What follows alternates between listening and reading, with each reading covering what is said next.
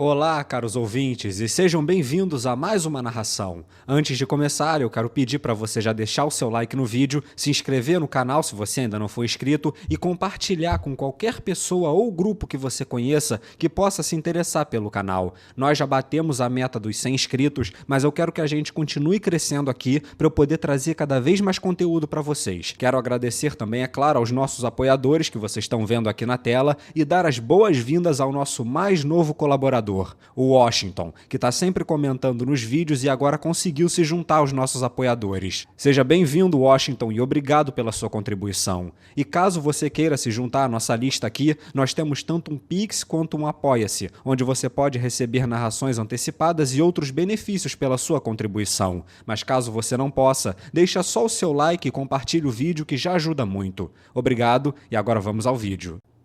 Overlord, volume 5, capítulo 5.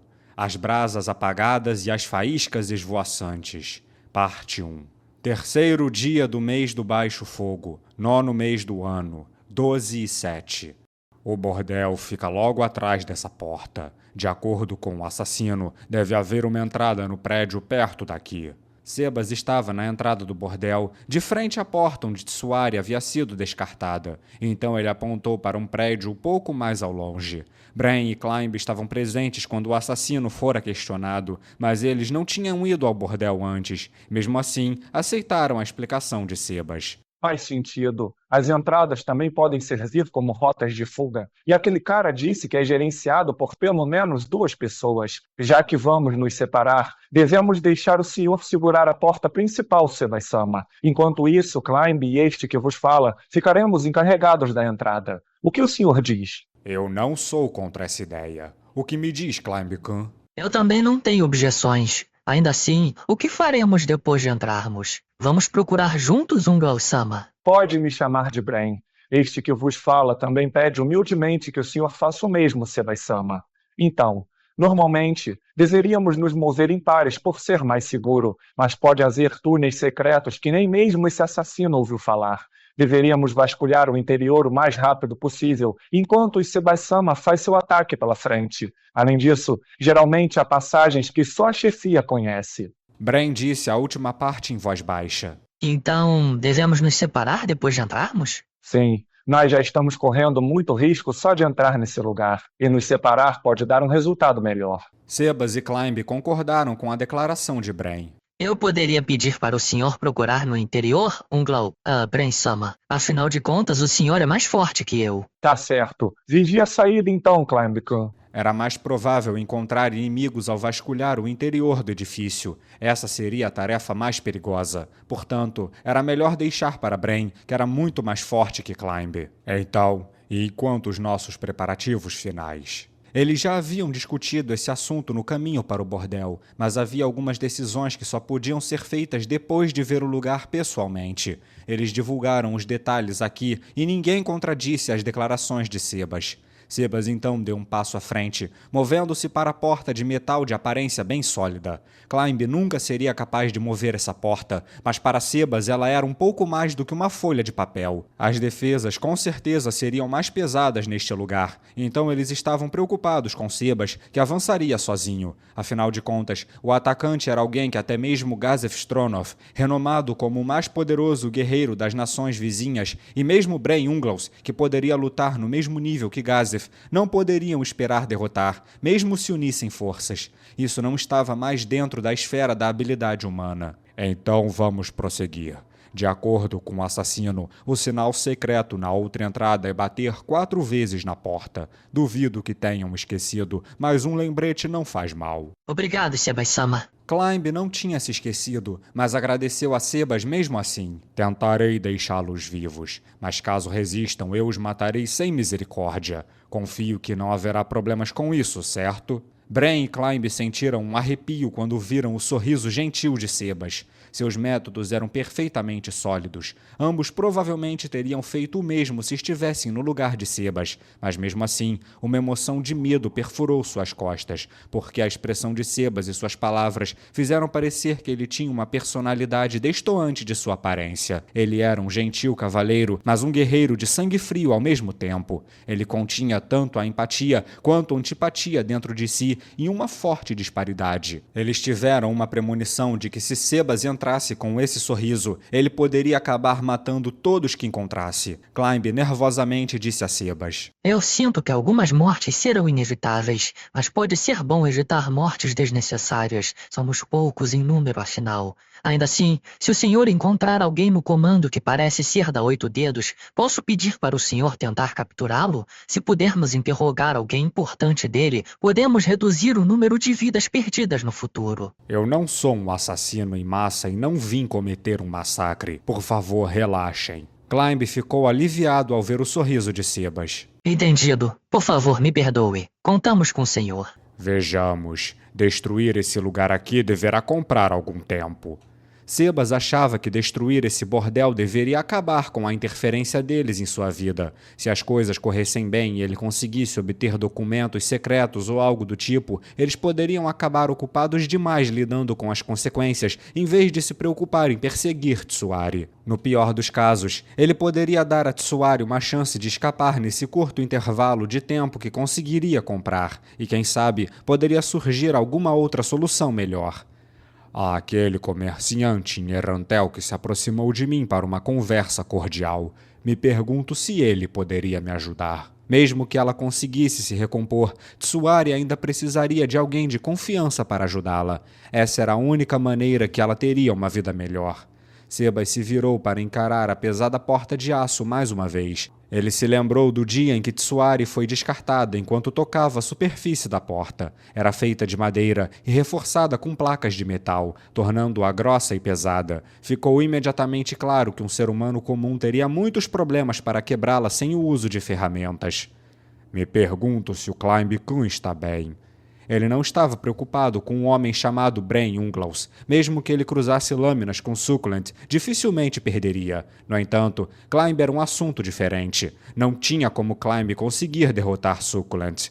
Tinha sido ideia de Sebas invadir o bordel, então Climb, como alguém que oferecer ajuda, deveria estar preparado para sua própria morte. No entanto, Sebas não podia deixar de pensar que esse jovem compassivo poderia acabar perdendo a vida aqui por nada. Eu queria que jovens como esse tivessem uma vida plena. Essas palavras eram características de um idoso. No entanto, Sebas foi apenas esculpido sob a forma de um homem velho.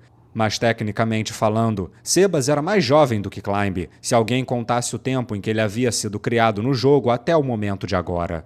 Seria melhor eu ir sozinho para capturar esse tal de Succulent. Esse seria o curso mais ideal dos eventos. Espero que não se encontrem com ele. Sebas orou para os 41 seres supremos pela segurança de Climb. Se Succulent fosse o lutador mais forte daqui, era muito provável que ele fosse colocado para lutar contra Sebas. No entanto, se ele fosse um guarda-costas, ele poderia ser designado para escoltar sua carga para a segurança. Sentindo-se um pouco ansioso, Sebas segurou a maçaneta da porta, a girou e então a maçaneta parou no meio do caminho.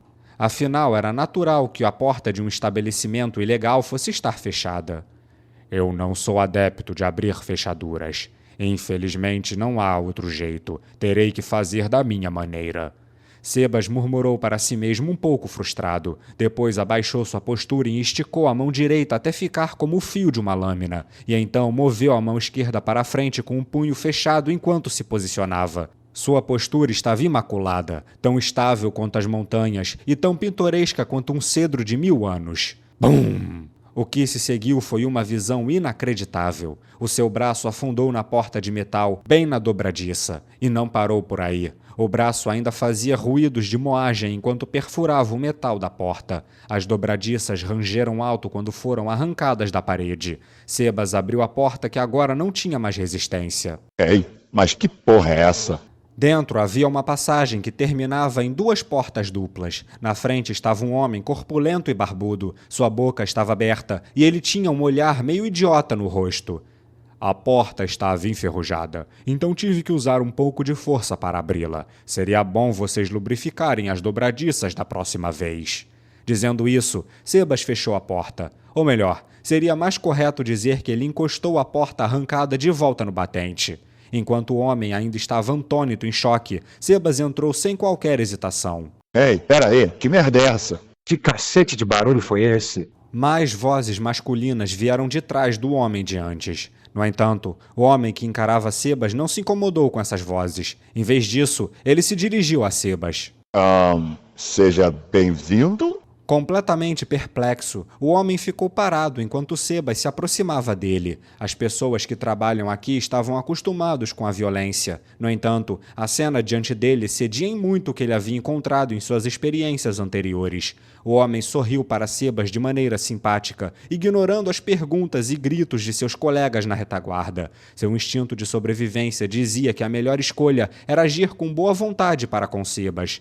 Ou não. Talvez ele tivesse reagido assim porque se enganara, pensando que Sebas era um mordomo de um dos fregueses do lugar. A visão de um homem corpulento e barbudo, tentando manter um sorriso no rosto, era bem difícil de suportar. Sebas então sorriu de volta em resposta, um sorriso gentil e compassivo. No entanto, não havia nenhum traço de boa vontade em seus olhos. Era mais como o brilho mortífero e fascinante que reluzia ao longo do cume de uma espada afiada. Olá, será que poderia me deixar passar? Um som nauseante ecoou pelo corredor. Até agora há pouco, um homem musculoso de armadura estava na frente de Sebas. Ele pesava no mínimo uns 85 quilos, mas agora ele girava no ar como uma espécie de piada, voando para o lado a uma velocidade quase invisível ao olho nu. Seu corpo impactou violentamente contra a parede próxima e um som molhado como lama jogada na parede ressoou. O prédio inteiro balançou violentamente, como se o punho de um gigante tivesse atingido.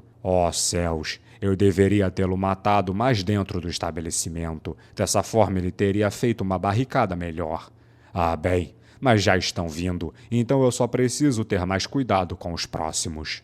Depois de avisar a si mesmo para não exagerar da próxima vez, Sebas passou pelo cadáver do homem e se dirigiu para dentro. Ele abriu as portas e entrou no além-sala. Era uma sala requintadamente mobiliada. Parecia mais que ele estava andando por uma casa vazia do que invadindo uma base inimiga. E havia 2 homens aqui dentro. Seus olhos se arregalaram e suas mandíbulas caíram enquanto eles olhavam para a cena atrás de Sebas, para os enormes jorros de sangue que tinham pintado toda a parede de vermelho.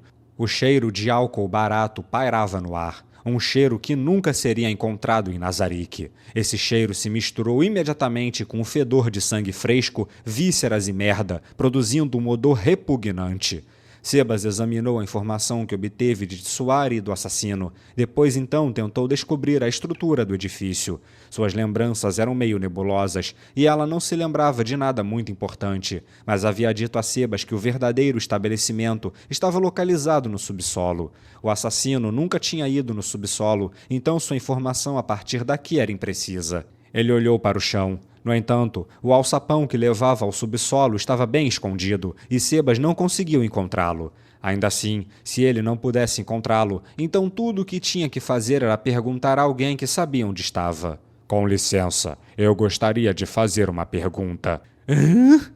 O homem a quem ele se dirigiu respondeu imediatamente com um grito rouco. Parecia que ele não tinha intenção de lutar. Isso aliviou Sebas. Sempre que pensava em Tsuari, ele não conseguia controlar seus punhos e acabava matando sua oposição em um único golpe. Já que ele não tinha a intenção de lutar, quebrar as 2 pernas deveria ser o suficiente. O homem, aterrorizado, se afastou de Sebas e se apoiou tremendo contra a parede. Quando ele fez isso, Sebas o olhou impassível e sorriu para ele. Ah, mas que... Isso assustou ainda mais o homem. O fedor de amônia encheu a sala. Parece que o homem se assustou demais e fez Sebas franzir a testa. O outro homem desabou no chão. Seus olhos pareciam ter virado para trás. Então tudo o que podia ser visto eram suas escleras. Aparentemente, a pressão externa exercida por Sebas foi demais e com isso ele desmaiou. O homem que estava se jogando contra a parede olhou para ele com inveja. Ah, sim. Como eu estava dizendo, gostaria de fazer uma pergunta. Como tal, eu gostaria de ir ao subsolo. Poderia me dizer como chegar lá? Mas... O homem estava com muito medo de trair sua organização. Sebas podia ver esse medo em seus olhos. Muito parecido com aqueles assassinos, esse homem parecia ter medo de represálias de sua organização. Sebas recordou o homem que ele conheceu naquela noite e como ele fugiu com o dinheiro de Sebas. A retribuição em questão provavelmente seria sinônimo de morte para esse homem. O homem assustado ainda estava hesitando em falar quando Sebas cortou sua relutância com suas próximas palavras. Há 2 pessoas que podem falar aqui. Eu não necessariamente tenho que perguntar a você, entendeu? A testa do homem era como uma represa de suor e suas costas estremeceram. Ah, ali, tem uma porta bem por ali. Naquela direção, não? Sebas olhou para onde o homem havia indicado. Olhando mais de perto, havia uma pequena fresta no chão, separando parte do chão do resto do cômodo. Ah, agora encontrei. Obrigado. Sua inutilidade está para acabar. Sebas sorriu, e o homem percebeu o que aconteceria com ele depois daquelas palavras. Seu rosto perdeu a cor e sua tremedeira parecia sem fim. Ainda assim, ele tentou se agarrar a uma fraca esperança e clamou para Sebas. Por favor, não me mate. Não. A resposta pronta de Sebas congelou o ambiente. Os olhos do homem se arregalaram do jeito que os humanos faziam quando tentavam rejeitar uma realidade na qual não queriam acreditar. Mas eu respondi a sua pergunta, né? Por favor, eu faço qualquer coisa. Tenha piedade. Sim, você me respondeu. No entanto, Sebas suspirou profundamente. Eu não posso. Tá de sacanagem comigo? Você pode tomar as coisas por esse lado se quiser. Porém, o resultado ainda será o mesmo, não? Não. Ah, meu Deus. Sebas recordou o estado trágico de Tsuari quando ele a resgatou e estreitou os olhos. Que direito os vilões tinham de pedir ajuda aos deuses? Mais precisamente, os deuses de Sebas eram os 41 seres supremos. O argumento do homem era como um insulto para ele. Tu colhes o que semeias. As palavras de Sebas, tão frias e duras quanto o aço, pulverizaram toda esperança e fizeram o homem consciente de sua própria morte. Será que ele escolheria lutar ou escolheria fugir? Dado apenas um instante para decidir, o homem escolheu imediatamente. Ele escolheu fugir. Ele encontraria um destino indescritível se ousasse tentar lutar contra Sebas. Isso era óbvio. Nesse caso, ele poderia tentar fugir. Fazer isso lhe daria uma fraca possibilidade de sobrevivência. Ou ao menos era isso que ele pensava. Ao fazer isso, ele prolongou sua vida por alguns segundos, ou melhor, alguns décimos de segundo. O homem correu para a porta. Sebas o alcançou em um instante e fez um movimento giratório. Um vento rápido passou sobre a cabeça do homem e seu corpo desmoronou como uma marionete cujas cordas foram cortadas. Uma bola atingiu a parede e deslizou para o chão, deixando um rastro de sangue em seu caminho.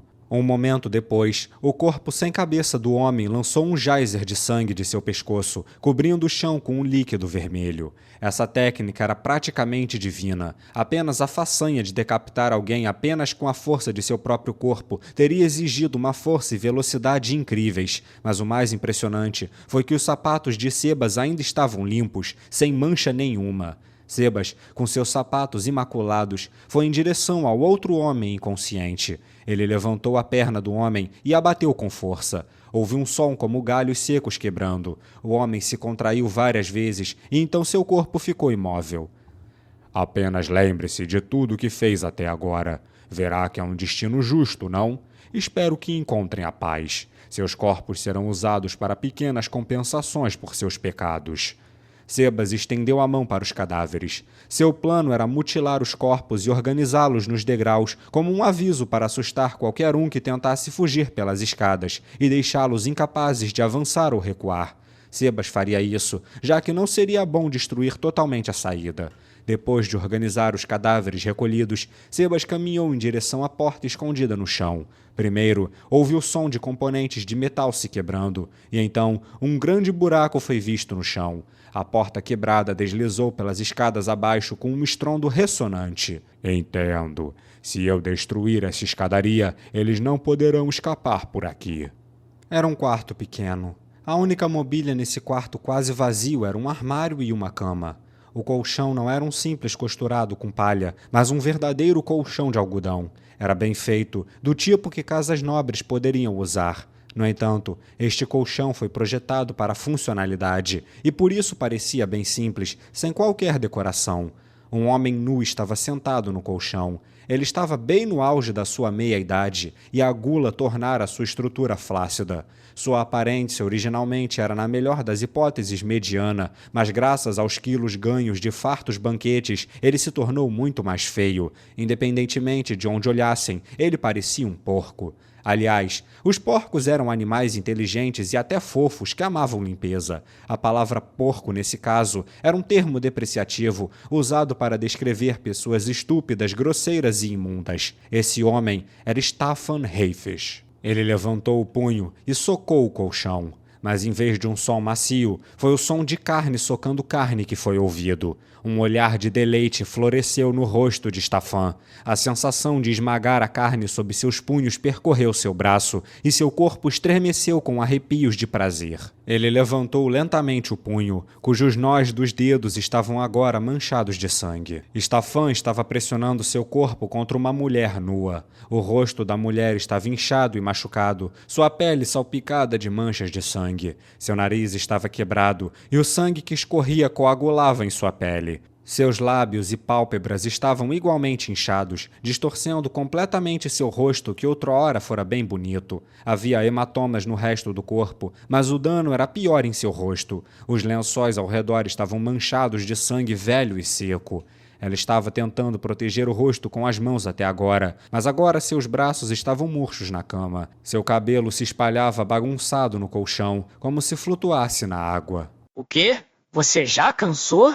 A mulher parecia inconsciente. Staffan levantou o punho e a socou novamente. Com um baque, seu punho se conectou com a bochecha da mulher e a dor subiu na mão de Staffan. Seu rosto se contorceu. Porra, isso doeu, sua puta! Ele furiosamente socou a mulher novamente. O colchão rangia com cada pancada de seu punho contra a carne. A pele da mulher já inchada se partiu, manchando os dedos de Staffan com sangue. O sangue espalhado grudou no colchão, coagulando em manchas cor de carmim. A mulher não se debateu mais, apesar do espancamento. Não houve resposta de seu corpo. Uma rodada de socos sem parar como essa era capaz de matar. Entretanto, a mulher ainda estava viva, mas não porque Stefan tinha sido misericordioso ou se segurado. A mulher ainda estava se agarrando à vida porque o colchão havia dissipado a força dos golpes. Se ela tivesse sido espancada deitada em uma cama mais dura, poderia muito bem estar morta agora. Staffan tinha sido brutal, mas não por saber do efeito desse colchão. Muito pelo contrário, a possibilidade da morte dessa mulher não o preocupava nem um pouco, pois tudo o que ele tinha que fazer era pagar uma quantia e tudo seria resolvido. Na verdade, Staffan havia espancado várias mulheres até a morte nesse mesmo lugar.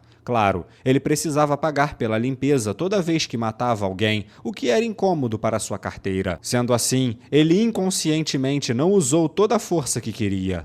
Quando olhou sedento de sangue para o rosto imóvel da mulher, Staffan lambeu os lábios.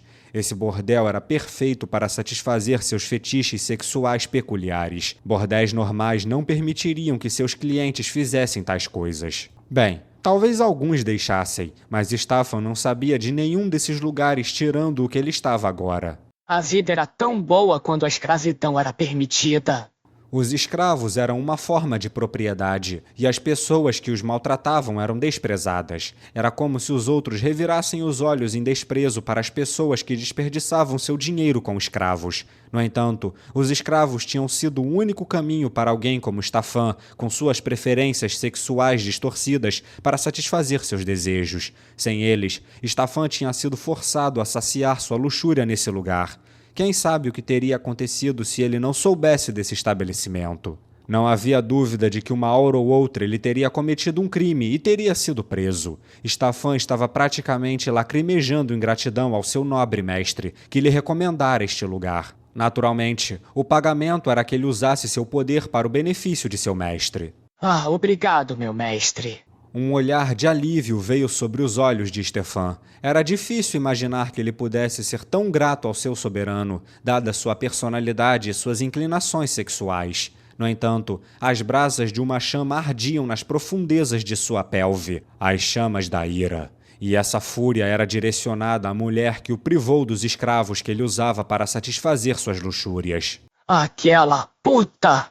Seu rosto ficou vermelho de raiva e seus olhos ficaram com os capilares inchados de sangue. Ele imaginou o rosto da realeza a quem ele deveria servir, a princesa, agora no corpo daquela mulher debaixo dele. Staffan juntou a raiva dentro de si e socou a mulher indefesa. Sangue fresco voou com cada golpe que ele acertava. Se ao menos eu pudesse quebrar aquele rosto, seria tão gostoso. Ele afundou a mulher debaixo dele na cama com soco após soco. Seu punho atingiu a bochecha e uma quantidade surpreendente de sangue jorrou entre os lábios inchados da mulher. Talvez ela tivesse cortado o interior de sua boca, com a carne sendo impactada contra seus dentes. A única resposta da mulher a essa surra foi tremer ligeiramente. Depois de mais alguns golpes, Stefan ficou ofegante e seus ombros subiam e desciam com sua respiração. Seu corpo e testa estavam escorregadios de suor. Stefan olhou para a mulher que ele havia prendido debaixo de si. Sua condição só poderia ser descrita como trágica. Ela já estava à beira da morte. O que havia ali era uma marionete cujas cordas tinham sido cortadas. Stefan engoliu em seco. Nada lhe agradava mais do que abusar de uma mulher espancada e ensanguentada. Quanto mais bonita fosse, melhor. Não havia melhor maneira de satisfazer seus desejos sádicos do que destruindo algo bonito. Se eu pudesse foder aquela peituda assim... Stefan pensou nos traços arrogantes que pertenciam à jovem Milady da casa que ele acabara de visitar. Ela era tão bonita quanto a princesa, que era conhecida como a mulher mais bela do reino. Claro, Stefan estava bem consciente de que não teria a chance de abusar de uma dama da alta classe. As únicas pessoas com quem Stefan podia satisfazer seus fetiches depravados eram nesses resíduos humanos que haviam sido despejados no bordel. Para ele, elas só serviam para serem usadas e depois descartadas. Uma mulher tão bonita certamente seria comprada por um rico e poderoso nobre por uma quantia enorme de dinheiro. Ela então seria levada para o seu domínio e viveria em isolamento, a fim de evitar que sua venda se tornasse de conhecimento público. Como eu gostaria de espancar uma mulher dessas, espancá-la até a morte. O quão feliz e satisfeito ele seria se pudesse fazer isso. Claro, isso não era nada mais do que devaneios de um doido. Stefan olhou para a mulher esmagada abaixo dele. Seu peito nu estava se movendo ligeiramente. Ele sorriu lascivamente quando confirmou esse fato.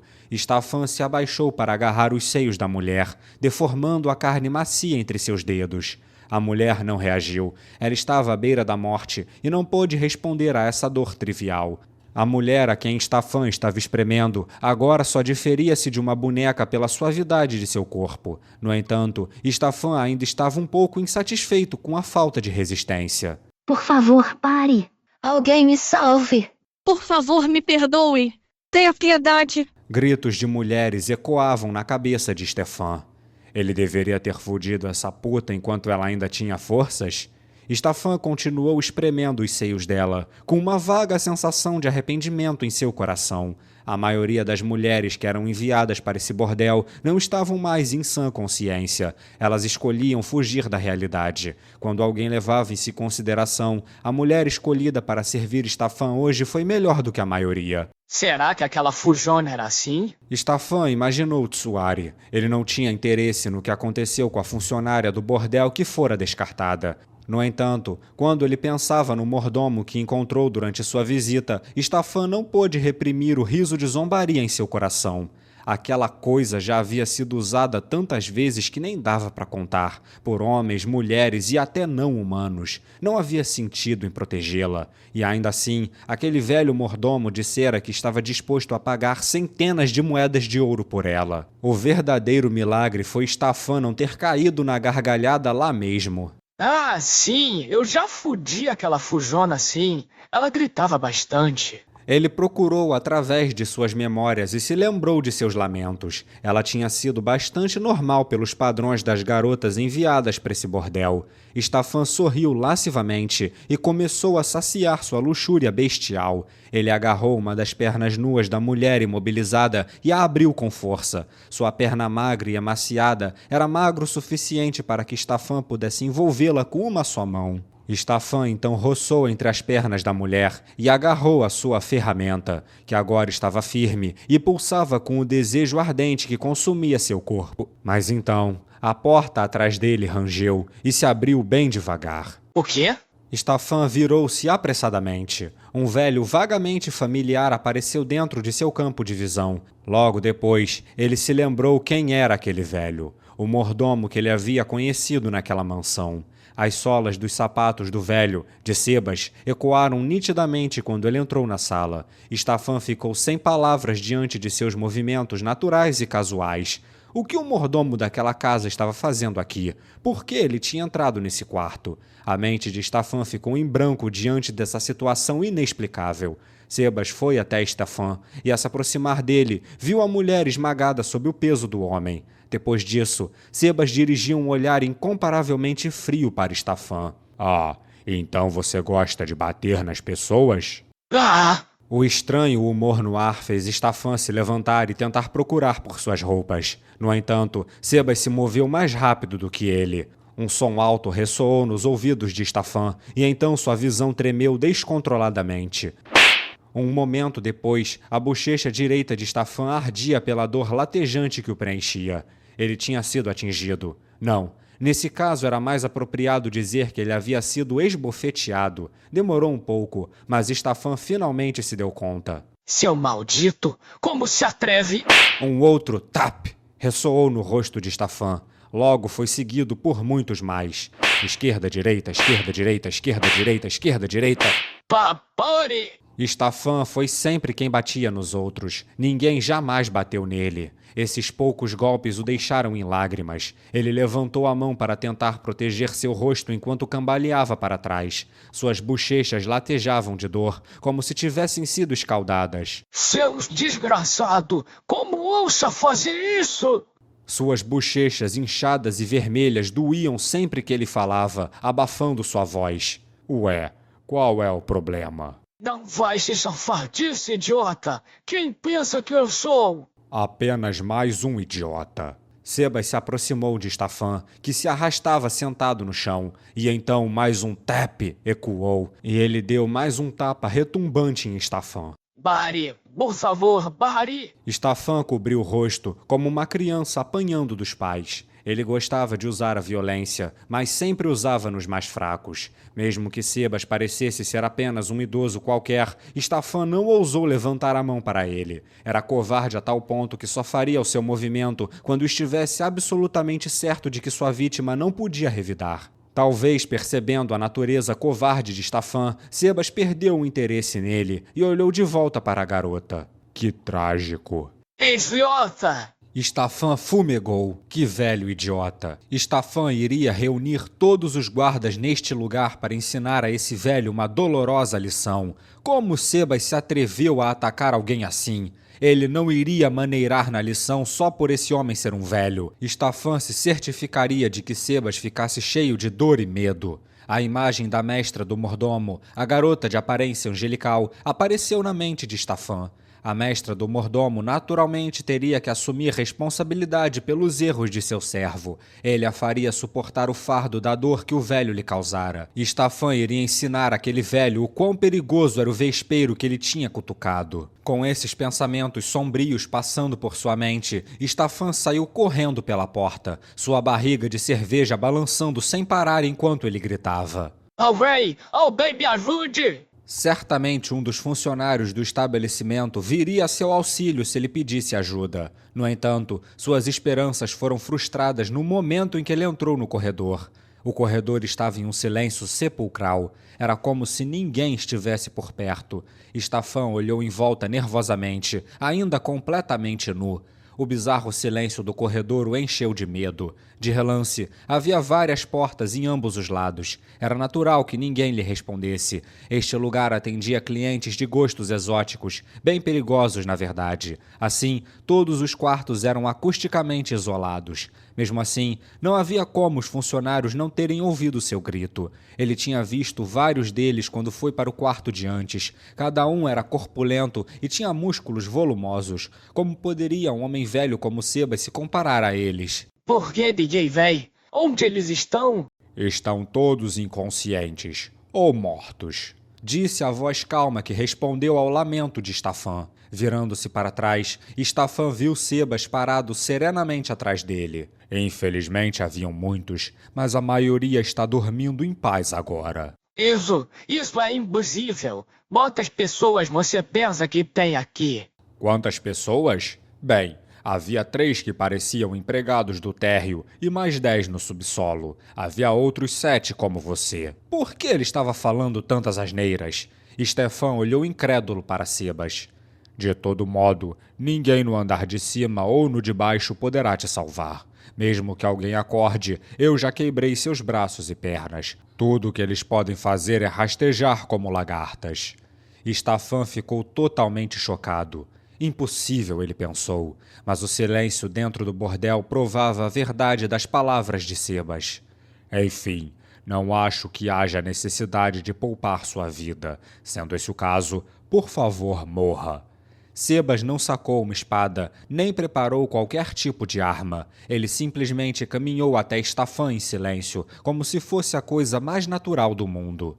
Essa indiferença só serviu para assustar Stefan ainda mais, porque ele sabia que Sebas realmente o queria morto. Espera! O que você quer? Dinheiro? Eu te dou todo o meu dinheiro. Sua fala está um pouco embolada, mas acredito que está tentando me oferecer um incentivo financeiro, é isso? Entendo, mas não estou interessado. Por quê? Por que está fazendo isso? O que ele havia feito para merecer isso? Por que ele tinha que morrer? Era isso que Sebas estava esperando ouvir de Stefan. Você não sabe, mesmo depois de procurar em seu coração? Stefan considerou tudo o que ele tinha feito até agora. O que ele tinha feito de errado? Sebas então suspirou. Entendo. Assim que disse isso, Sebas chutou Stefan no intestino, que por sua vez foi arremessado longe. Então é isso que querem dizer quando falam de algo que não vale a pena ser mantido vivo. Stefan foi preenchido com uma dor imensurável quando vários de seus órgãos internos se romperam. A agonia era tanta que um homem poderia se contorcer e sofrer até que morresse, mas Stefan permanecia consciente, embora sua mente tivesse sido reduzida a um borrão confuso por causa da dor. Isso dói! Ele queria gritar e rolar no chão, mas estava imóvel por causa da dor intensa. Descanse em paz. Ou não, se assim posso dizer. Uma voz fria disse ao futuro cadáver de Stefan. Stefan queria gritar por ajuda, mas sua garganta não respondia. Uma lágrima escorreu em seus olhos e sua visão ficou turva. Ainda assim, ele podia ver as costas de Sebas. Me salve! Por favor, me salve. Eu pago o quanto quiserem. Só me salvem, por favor. Mas ninguém respondeu ao pedido silencioso de ajuda. No fim, Stefan Heivesch agonizou com uma dor indescritível em seu abdômen enquanto morria lentamente.